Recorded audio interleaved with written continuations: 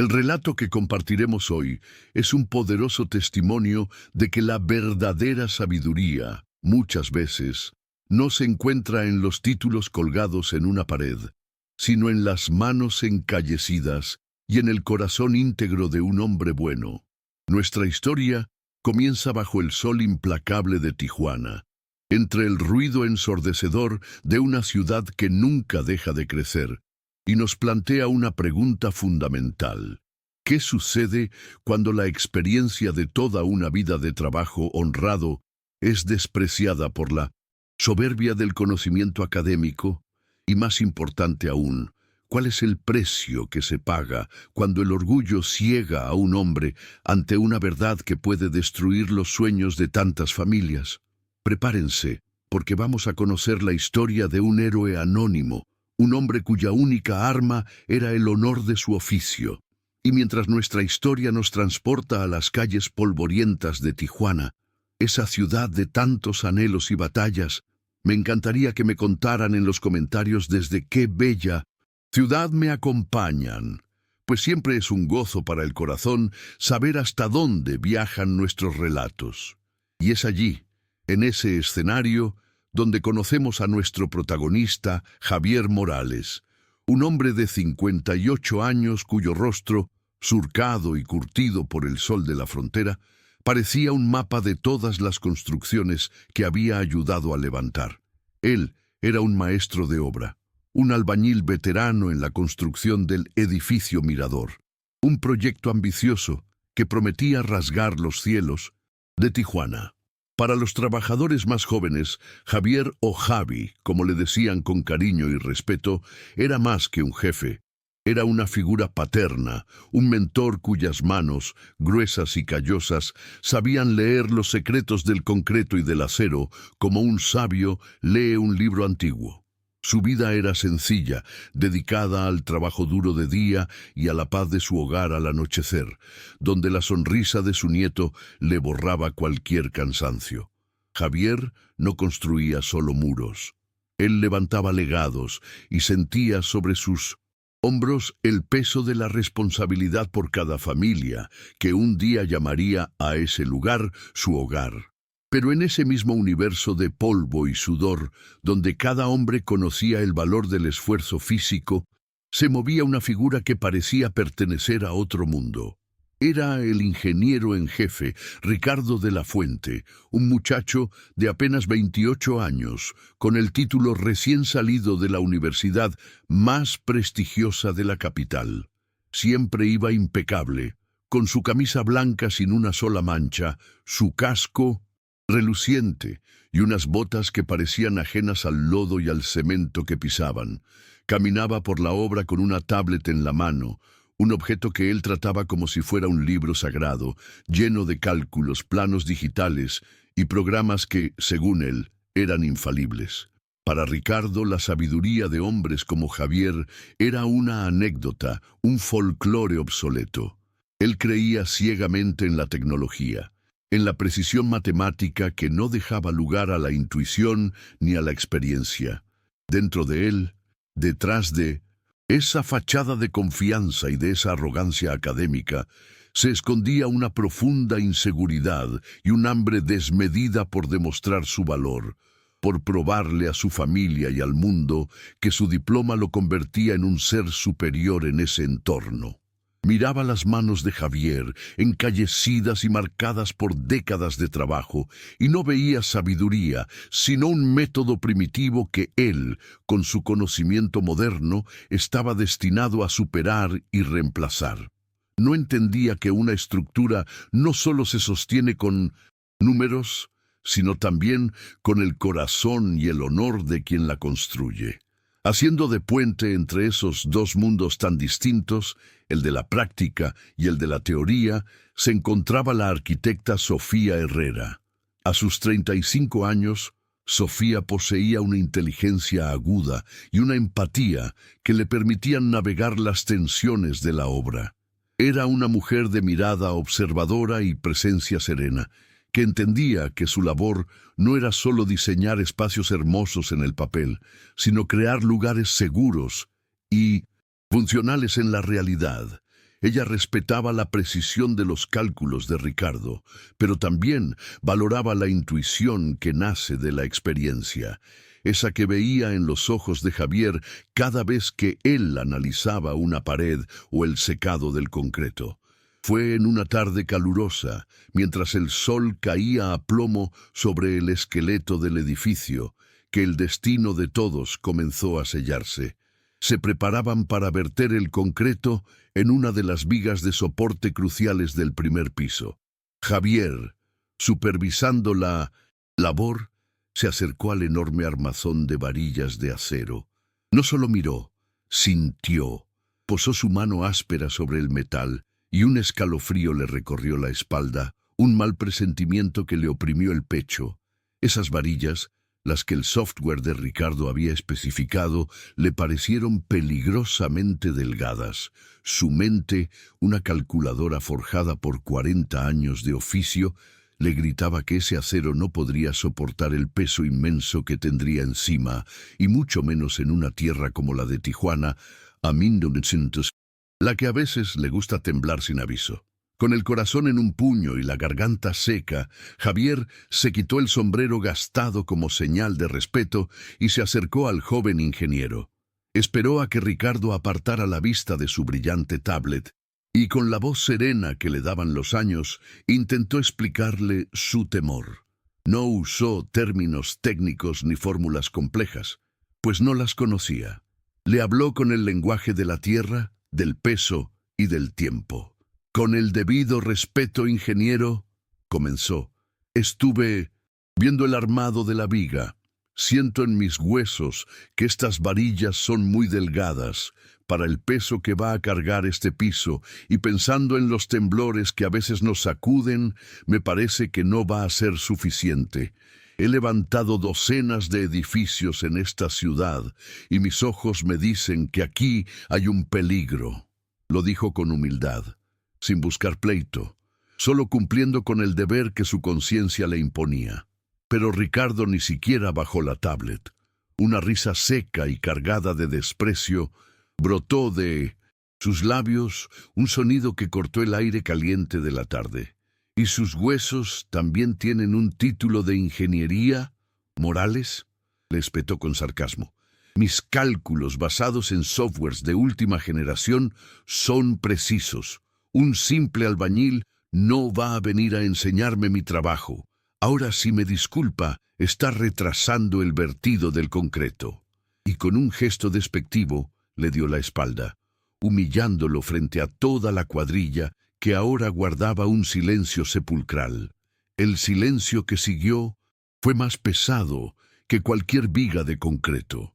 Las palabras de Ricardo resonaron en los oídos de Javier como un martillazo, no solo hiriendo su orgullo, sino atacando la esencia misma de su identidad, de una vida entera dedicada a construir con honor. Sintió cómo las miradas de sus compañeros se clavaban en su espalda, algunas con lástima, otras con el miedo de quien no quiere problemas y prefiere mirar a otro lado. Con los hombros caídos, por primera vez en muchos años, Javier se retiró, lentamente sintiendo una mezcla de rabia impotente y una profunda amargura. La experiencia, su más valiosa herramienta, acababa de ser tratada como basura. Para empeorar las cosas, escuchó a Ricardo decirle en voz alta a uno de los supervisores: «Vigilen a ese viejo. Seguramente quiere retrasar la obra para cobrar más horas. Es la vieja maña de los que no quieren trabajar». La acusación infundada fue la última palada de tierra sobre su dignidad. Desde la distancia, la arquitecta Sofía Herrera observó toda la escena. Vio la convicción honesta en los ojos de Javier y la arrogancia desmedida en el gesto de Ricardo. Y aunque confiaba en los números, una pequeña semilla de duda, incómoda y persistente, comenzó a germinar en su mente. Se preguntó si un software, por más avanzado que fuera, podría realmente contener la sabiduría que solo dan las décadas bajo el sol. Los días que siguieron en la obra se volvieron un infierno silencioso para Javier. El respeto que antes lo envolvía como un Manto cálido ahora se había transformado en una barrera de miradas esquivas y susurros que se apagaban cuando él pasaba. Sus compañeros, esos muchachos a los que había enseñado a sostener una pala y a leer el alma de un ladrillo, ahora lo evitaban como si tuviera una enfermedad contagiosa. El miedo a perder el sustento de sus familias era un muro más alto que cualquiera que hubieran construido. Javier intentó una y otra vez hablar con los capataces, con sus amigos de toda la vida. Con un trozo de varilla dibujaba en la tierra, tratando de explicar con la sencillez de un maestro de escuela el peligro que se cernía sobre ellos. «Miren», les decía con una desesperación que le quebraba la voz, «el peso de los pisos de arriba va a aplastar esta viga como si fuera de galleta. Tenemos que hacer algo». Pero ellos solo negaban con la cabeza, con los ojos llenos de una lástima impotente. Ricardo se había encargado de esparcir el veneno de la desconfianza, y ahora Javier era solo un viejo obstinado que ponía en riesgo el trabajo de todos. Se sentía como un fantasma en su propio reino, un profeta gritando en el desierto mientras veía cómo, capa por capa de concreto, enterraban un error que un día podría costar vidas. La situación llegó a un punto sin retorno una mañana, cuando el dueño de la constructora, un hombre importante de la ciudad, visitó la obra.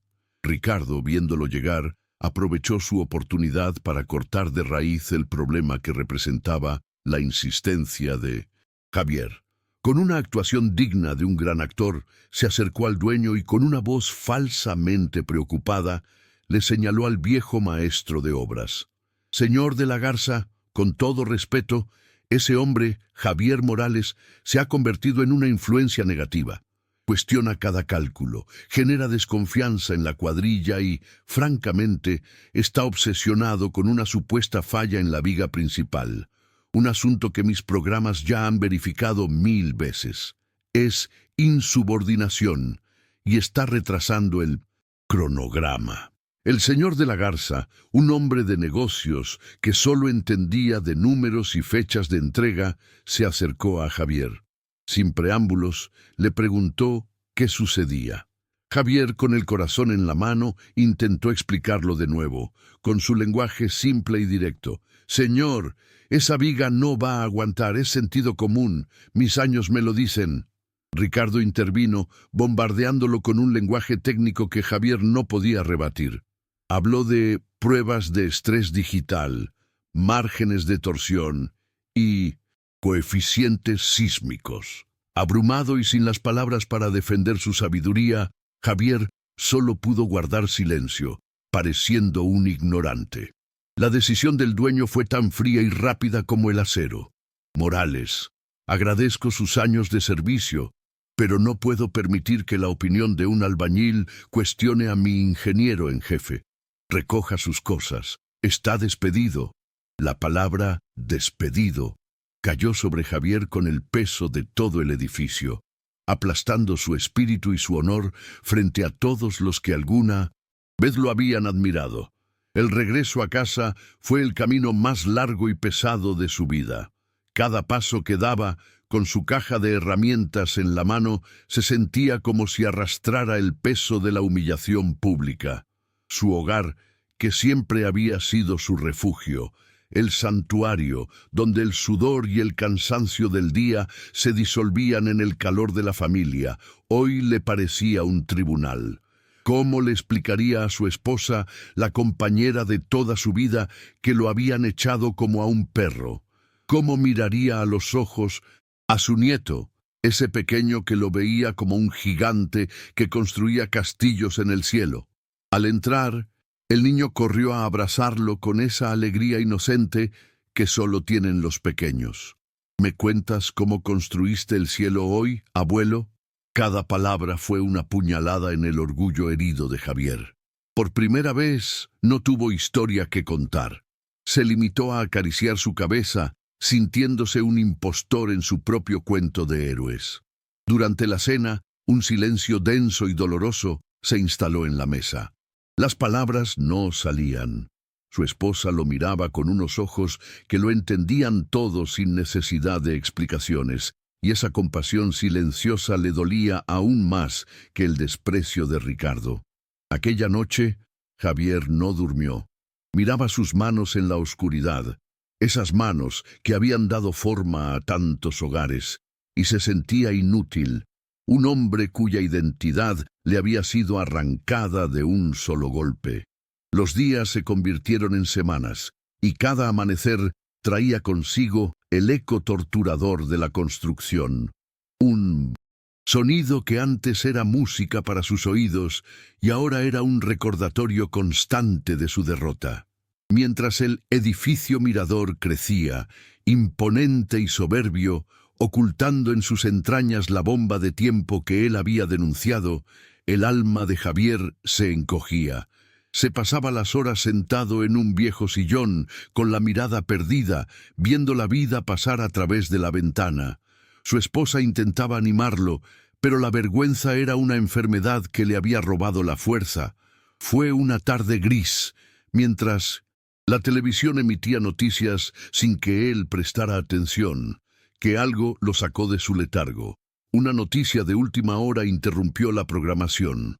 Un temblor, no muy fuerte pero sí lo suficiente para asustar, había sacudido una ciudad vecina. Las imágenes mostraban grietas en las paredes de algunos edificios, rostros de pánico y familias corriendo a la calle. De repente, una escena lo golpeó como un rayo. Un bombero sacando a un niño pequeño de un edificio dañado. En el rostro de ese niño, asustado, vio los ojos de su propio nieto. Vio a las decenas de familias que vivirían en el edificio Mirador.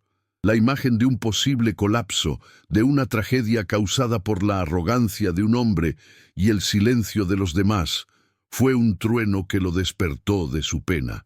El miedo a la muerte de inocentes fue más fuerte que su propia humillación. Se levantó y con una mano que temblaba de furia y de una nueva determinación, tomó un lápiz y un trozo de cartón. Comenzó a dibujar, a trazar líneas, a idear un plan.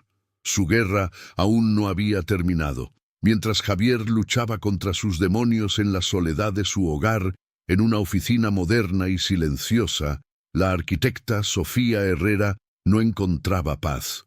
La imagen de la humillación de aquel hombre bueno no la dejaba dormir.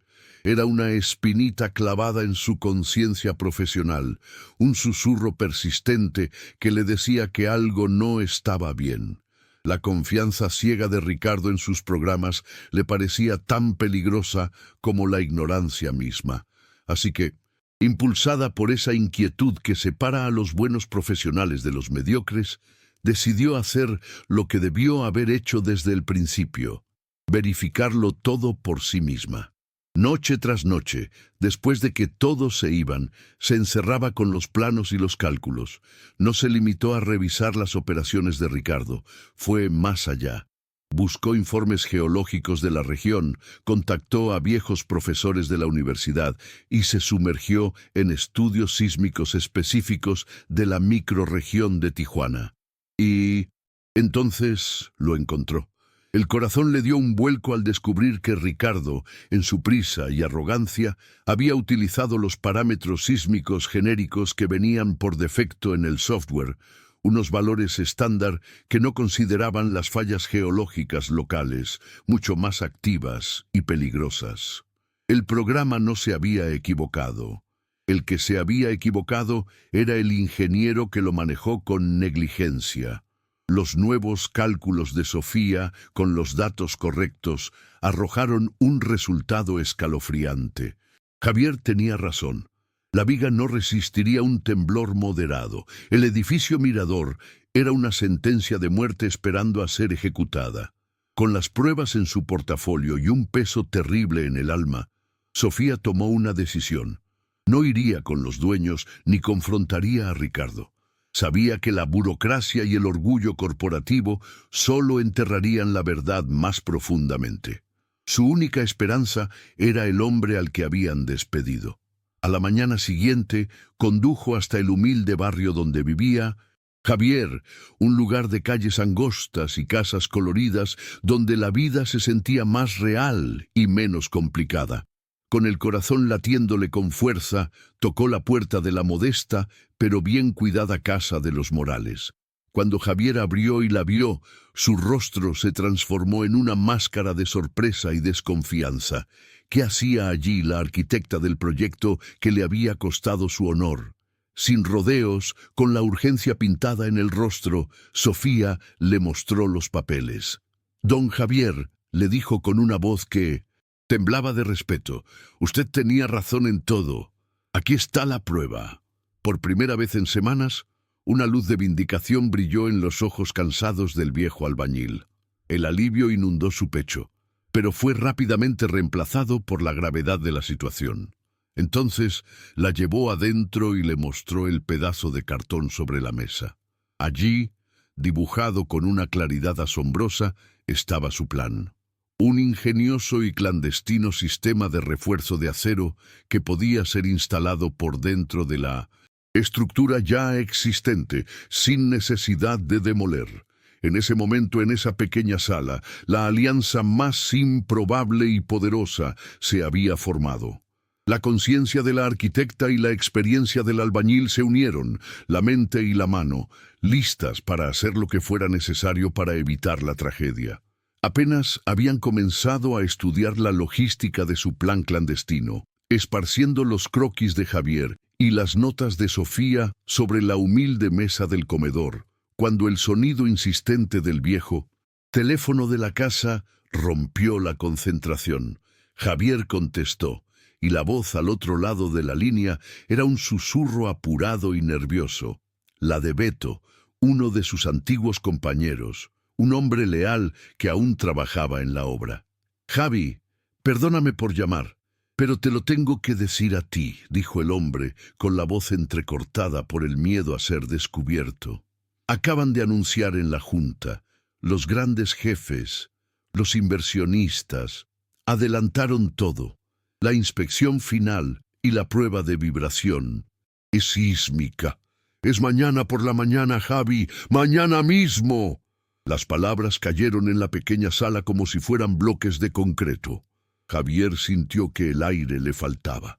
El teléfono resbaló de su mano y quedó colgando, oscilando como un péndulo que marcaba sus últimas horas. Sofía vio el color desaparecer del rostro del viejo albañil y supo, sin necesidad de preguntar, que el poco tiempo que creían tener se había esfumado. Se miraron el uno al otro, y en sus ojos se reflejó la misma verdad, aterradora. La ventana para la burocracia, para presentar pruebas y apelar a la razón, se había cerrado para siempre.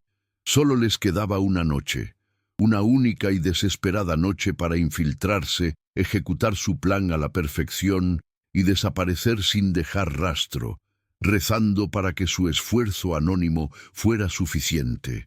Un silencio pesado, cargado de la enormidad de lo que estaban a punto de hacer, se apoderó de la habitación. Javier se levantó y caminó lentamente hacia la ventana, dándole la espalda a Sofía. Durante casi 60 años había sido un hombre de bien, un ciudadano que respetaba la ley y que había enseñado a sus hijos y a su nieto que la honradez era el cimiento más importante de todos. Y ahora, para defender esa misma honradez, para proteger vidas inocentes, tenía que convertirse en todo lo contrario, un criminal. «Me voy a convertir en un ladrón», susurró para sí mismo, con la voz rota por la amargura. «Un invasor en una obra que ayudé a levantar con mis propias manos». El miedo no era a la cárcel, sino a la mancha, a la vergüenza de que su familia lo viera como un delincuente. Era un riesgo que podría destruir el único legado que realmente le importaba. Sofía se acercó y con una delicadeza infinita puso una mano en su hombro. «Yo también tengo miedo, don Javier», le confesó. «Tengo miedo de perder mi carrera, mi reputación, pero tengo mucho más miedo de lo que pasará si no hacemos nada. Ese miedo es más grande». Javier se giró y su mirada se posó en una fotografía de su nieto que descansaba sobre un mueble. En la sonrisa de aquel niño vio el rostro de todos los niños que podrían vivir en ese edificio, y en ese instante la duda se desvaneció, reemplazada por una determinación tan dura como el acero que planeaban instalar. Miró a Sofía y sus ojos ya no eran los de una víctima, sino los de un general a punto de entrar en batalla. «Llame a Beto», dijo con voz firme.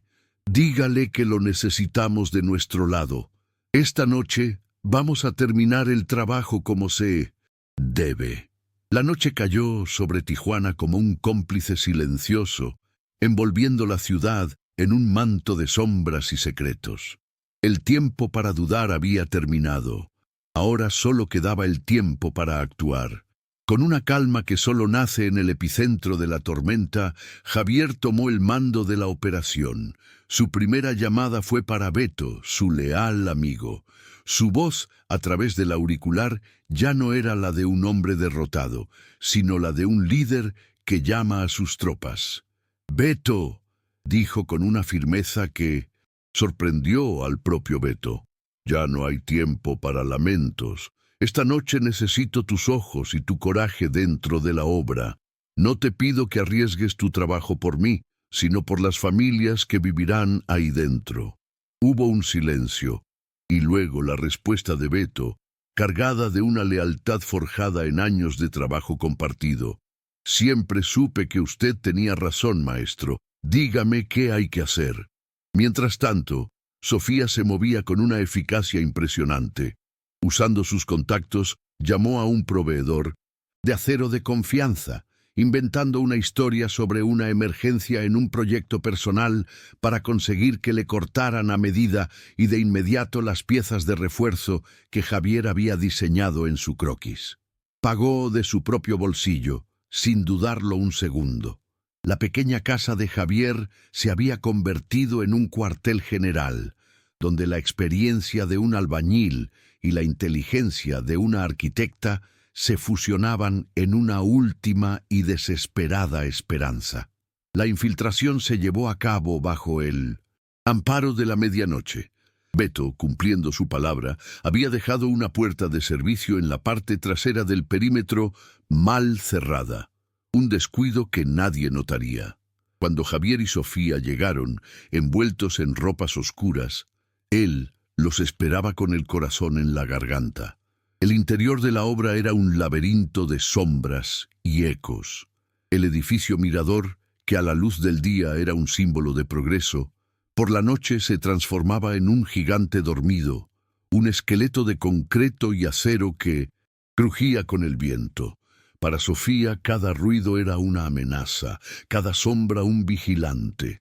Pero para Javier era como volver a casa. Se movía por la oscuridad con una seguridad asombrosa, sus pies reconociendo cada obstáculo, sus manos sabiendo instintivamente dónde apoyarse.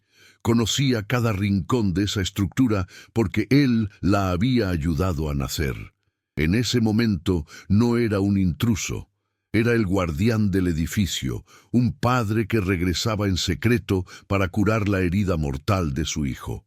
Guió a Sofía, susurrándole instrucciones hasta que finalmente llegaron al corazón de las tinieblas. El primer piso. Allí, frente a ellos, estaba la viga, la fuente de todas sus pesadillas, una masa de concreto que sostenía toneladas de peso sobre sus cimientos podridos. La tarea que tenían por delante parecía imposible. El trabajo comenzó en un silencio casi religioso, roto únicamente por el zumbido ahogado de un taladro a batería que Javier manejaba con la precisión de un cirujano. Cada perforación en el concreto era una herida necesaria para salvar una vida. Sofía, a su lado, sostenía una pequeña linterna, su haz de luz temblando no por el miedo, sino por la tensión del momento. Ella era los ojos teóricos de la operación, señalando con el dedo los puntos exactos donde sus nuevos cálculos indicaban que el refuerzo tendría el máximo impacto. Beto, apostado cerca de una ventana rota, era sus oídos, su vigía en la oscuridad, tosiendo suavemente cada vez que la lejana luz de la linterna del guardia de seguridad barría perezosamente por su sector. En uno de esos momentos tuvieron que congelarse en la oscuridad, con una pesada placa de acero a medio levantar entre los tres, conteniendo la respiración hasta que el peligro pasó. El sudor perlaba la frente de Javier, no solo por el esfuerzo físico, sino por la inmensa concentración que requería su tarea. Sus manos, expertas y callosas, se movían con una seguridad que contradecía la ilegalidad de sus actos. No estaba cometiendo un crimen, estaba impartiendo justicia con sus propias herramientas, corrigiendo un pecado mortal que otros habían cometido con pluma y papel. Mientras apretaba la última tuerca, con un giro final de la llave que resonó en el silencio como el veredicto de un juez, Javier sintió una profunda sensación de paz. En esa pieza de acero, ahora firmemente anclada en las entrañas de la viga, no solo había puesto su fuerza, sino todo su honor. Era su firma secreta, la marca de un artesano que se negaba a que su legado fuera manchado por la negligencia.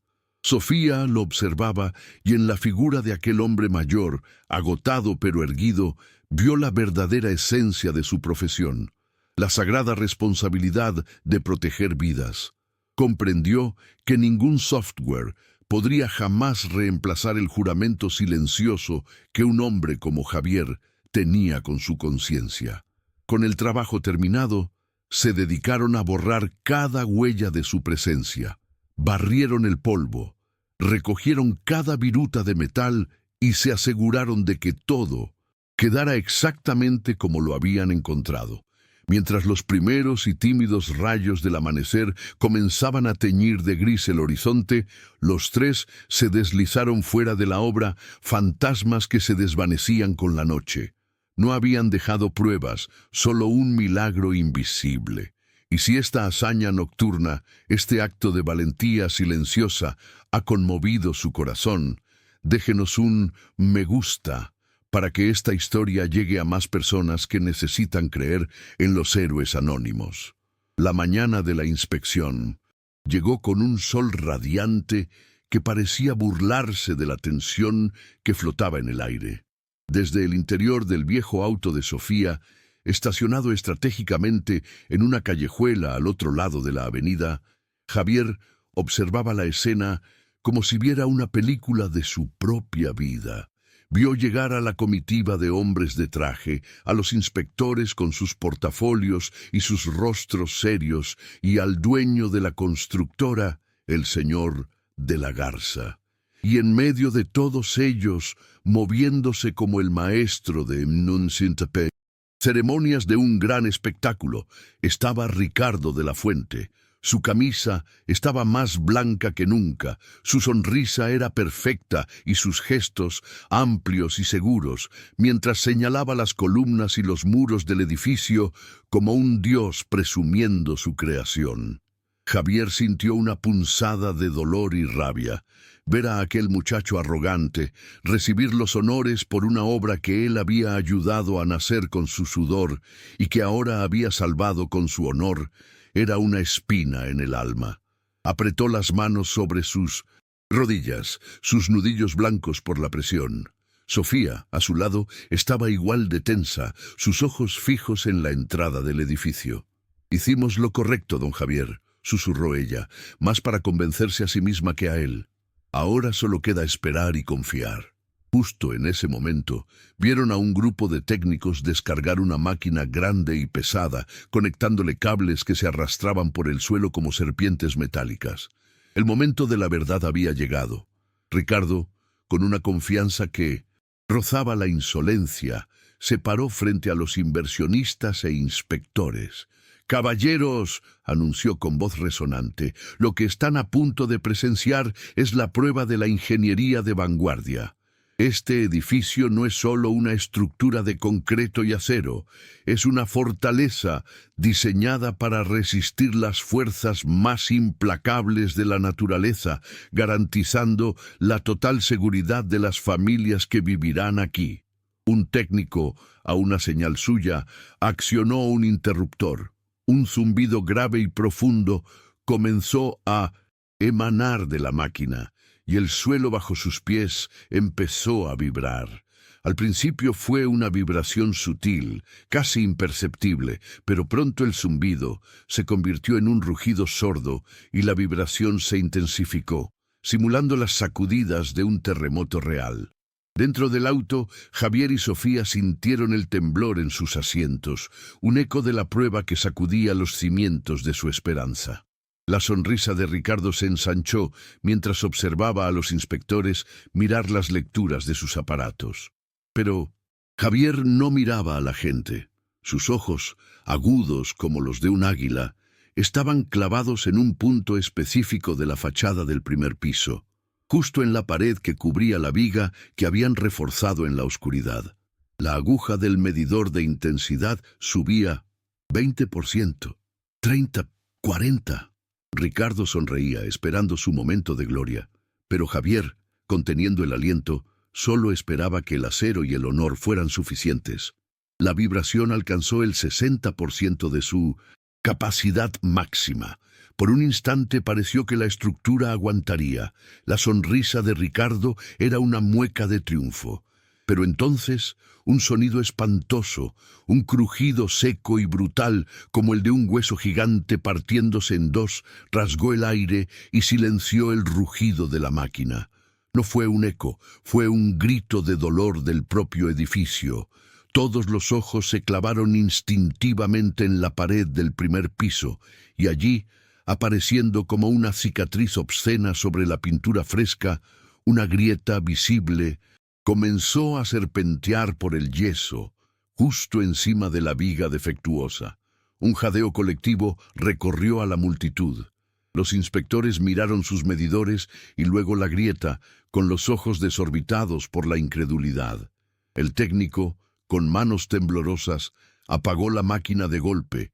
En el silencio que siguió, un silencio más aterrador que cualquier ruido, la única cosa que se escuchaba era el sonido de pequeños trozos de yeso cayendo al suelo. El rostro de Ricardo se transformó. El color huyó de sus mejillas, dejándolo pálido como un muerto. Su sonrisa de superioridad se derritió en una máscara de pánico puro. El sudor frío que le recorrió la espalda no era por el calor, sino por el hielo de la comprensión. Su carrera, su reputación y su orgullo se estaban desmoronando en tiempo real, frente a todos. Desde el auto, el corazón de Javier se detuvo y luego comenzó a latir con una furia desbocada. Lo vio la grieta, su peor pesadilla y su más amarga vindicación, todo en una sola imagen. La estructura estaba fallando, tal como él había predicho, pero el refuerzo que había instalado con sus propias manos estaba luchando, resistiendo, evitando el colapso inmediato. El pánico se desató entre la comitiva. Alguien gritó: «¡Evacúen! ¡El edificio no es estable!». Los guardias de seguridad comenzaron a empujar a la gente hacia atrás, creando un cordón de aislamiento. La escena era un caos de trajes caros y rostros aterrorizados. Javier vio a Ricardo, paralizado, un capitán que se hundía con la vergüenza de su propio barco. Pero a Javier no le importaba Ricardo. En su mente solo estaban las familias, los niños, el legado de una vida. Sabía que su refuerzo era una medida desesperada, no una solución permanente. La estructura podría ceder en cualquier momento. No podía quedarse allí mirando desde lejos. La sangre de constructor, el instinto de proteger lo que había creado, le gritaba que actuara. «Tengo que mostrarles», le dijo a Sofía, con la voz ronca por la adrenalina. Y sin esperar respuesta, Abrió la puerta del coche, rompió el cordón de seguridad como si fuera de papel y corrió desesperadamente hacia el edificio en pánico. Un hombre simple, armado solo con la verdad y la fuerza de su conciencia. Javier irrumpió en la sala como un torbellino de polvo y justicia. Ignoró los gritos de los guardias y la confusión de los inversionistas. Sus ojos solo tenían un objetivo: la pared agrietada. Con la agilidad que le daban 50 años de oficio, agarró un martillo de una caja de herramientas olvidada en un rincón. Por un instante, todas las miradas se clavaron en él. ¿Quién era ese viejo albañil con el rostro cubierto de sudor y una determinación feroz en la mirada que se atrevía a profanar el escenario de su fracaso? Ricardo lo reconoció al instante y un terror más profundo que el miedo al colapso se apoderó de él. Era como ver a un fantasma de su conciencia materializarse para ejecutar la sentencia. Antes de que nadie pudiera detenerlo, Javier levantó el martillo y con un grito que liberó semanas de angustia y humillación, golpeó la pared justo debajo de la grieta. El sonido del yeso rompiéndose hizo eco en el silencio tenso. 1, 2, 3 veces golpeó, abriendo un boquete en el muro con una furia controlada, revelando las entrañas de la estructura, el oscuro secreto que el concreto escondía. El polvo llenó el aire y cuando se asentó, todos pudieron verlo. A través del agujero irregular, la escena era innegable y aterradora. La viga de concreto estaba visiblemente fracturada, una herida mortal en el corazón del edificio, pero abrazándola, sosteniéndola como unas manos de acero, se encontraba la estructura de refuerzo que Javier había instalado en la oscuridad. El metal, que no pertenecía a ningún plano oficial, brillaba bajo la luz. Una prueba irrefutable de dos cosas: la falla catastrófica y la salvación clandestina. Con el pecho agitado, cubierto de polvo, y con el martillo aún en la mano, Javier se giró hacia la multitud, atónita, y señaló la viga rota. «Es por esto que no se ha caído», declaró con una voz que, aunque no era fuerte, resonó con la autoridad de la verdad. En ese preciso momento, Sofía entró en la sala, con el portafolio apretado contra su pecho. Se colocó al lado de Javier, enfrentando a los hombres poderosos. «Él tiene razón», dijo con una calma que desarmaba. «Aquí están los cálculos que demuestran la negligencia del ingeniero de la fuente. Los parámetros sísmicos eran incorrectos. Don Javier intentó advertirlo, y esta noche él nos salvó a todos de una tragedia. La sabiduría de la experiencia, probada con un martillo, y la conciencia de la teoría, probada con números, habían triunfado de la forma más espectacular y humillante posible para el joven arrogante, quien ahora solo miraba el suelo, derrotado. El silencio que cayó sobre la sala fue tan pesado y denso como el concreto que casi se convierte en una tumba. Nadie se movió. Los inversionistas y los inspectores miraban del boquete en la pared al rostro pálido de Ricardo, y de Ricardo al rostro digno y polvoriento de Javier. En sus miradas ya no había solo sorpresa, sino una furia fría y calculadora. La furia de hombres poderosos que se dan cuenta de que han sido engañados, de que su inversión y su reputación habían estado al borde del abismo por la soberbia de un muchacho. Ricardo, por su parte, no podía levantar la vista del suelo. Sentía el peso de cada mirada como una losa sobre sus hombros. Su mente, antes tan llena de fórmulas y certezas, era ahora un vacío abrumador. Todo su conocimiento, sus títulos, su brillante futuro, todo se había hecho añicos contra la verdad irrefutable de una viga rota. Era un rey desnudo en medio de su corte, expuesto en toda su patética arrogancia. El señor de la Garza, el dueño de la constructora, se acercó a él. Su rostro estaba morado por la rabia contenida. No gritó. Su voz fue un susurro, bajo y venenoso, que cortó el aire con más filo que cualquier navaja. «Me has Avergonzado. Has puesto en riesgo vidas y el nombre de mi empresa. Eres una desgracia para tu profesión.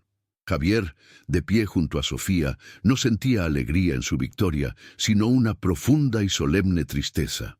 Él no había buscado esta humillación pública. Solo había buscado justicia y seguridad. La sentencia fue inmediata y brutal. Con un gesto de desprecio, el señor de la Garza señaló la salida.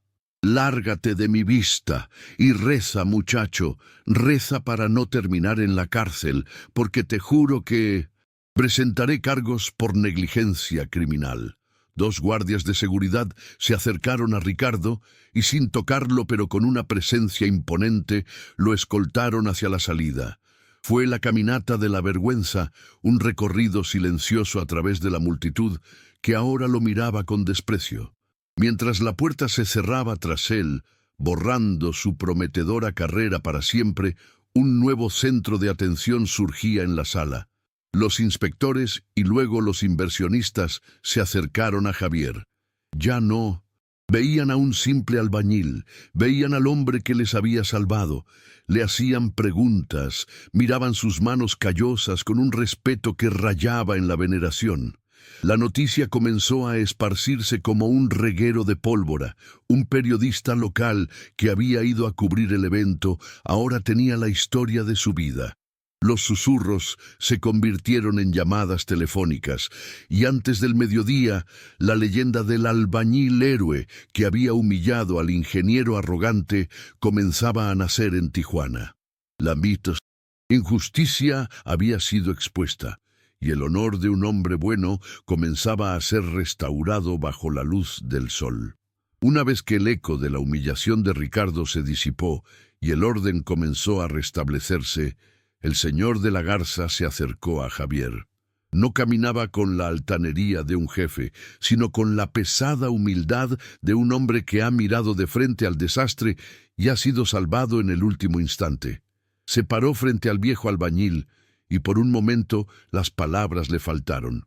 «Morales», comenzó con la voz ronca, «no hay disculpa que pueda enmendar la estupidez y la ceguera con la que lo traté.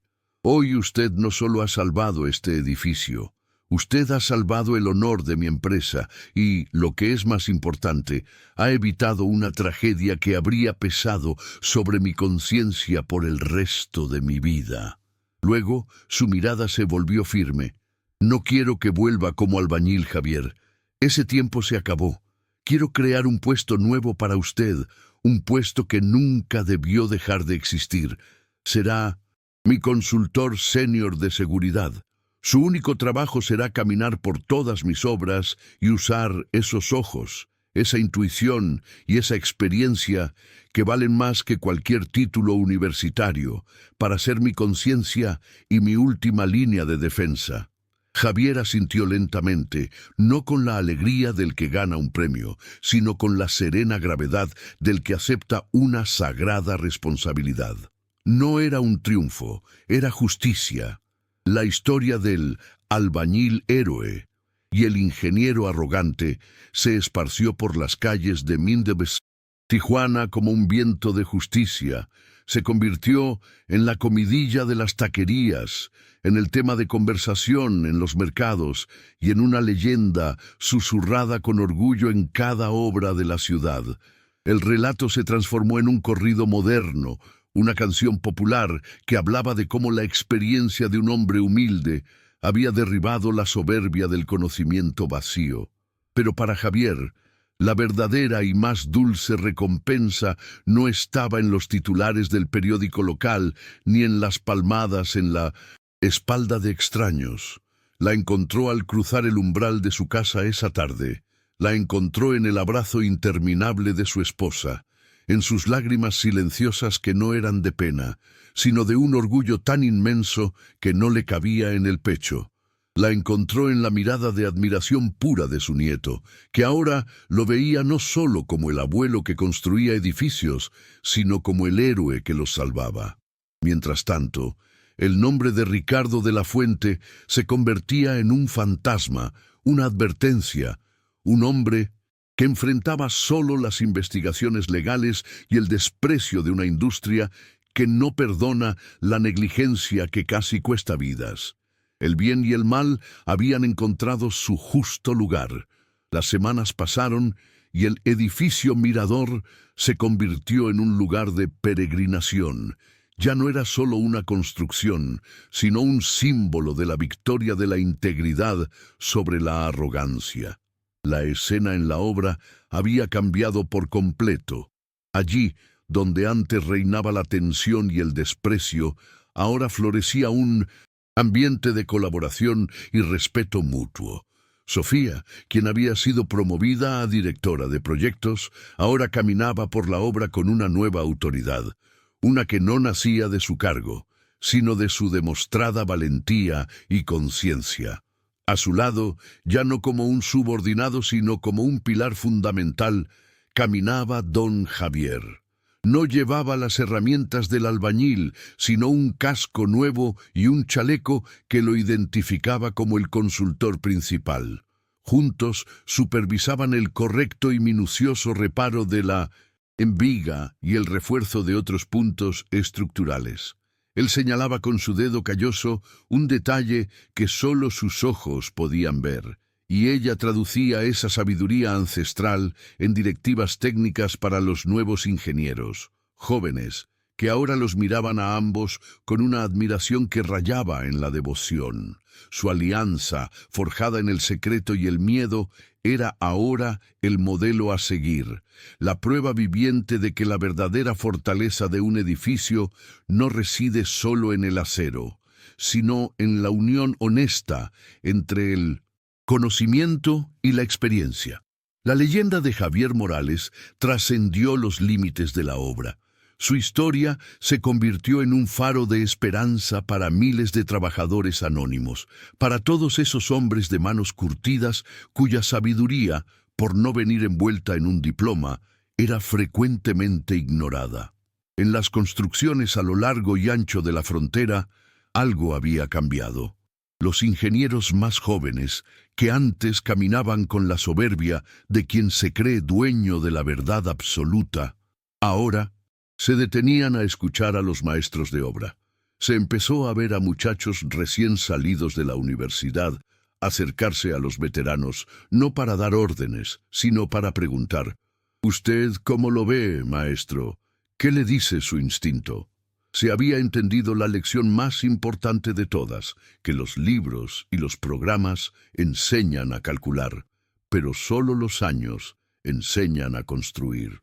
Javier, sin buscarlo, había iniciado una pequeña revolución silenciosa. Les había devuelto la voz a los que solo tenían sus manos para hablar, y les había recordado a todos que el honor no es una palabra anticuada, sino el cimiento invisible que sostiene a las familias, a los edificios y a la sociedad entera. Su legado ya no estaba hecho de ladrillos, sino de dignidad. Pasaron los meses y el día de la inauguración oficial del edificio Mirador finalmente llegó.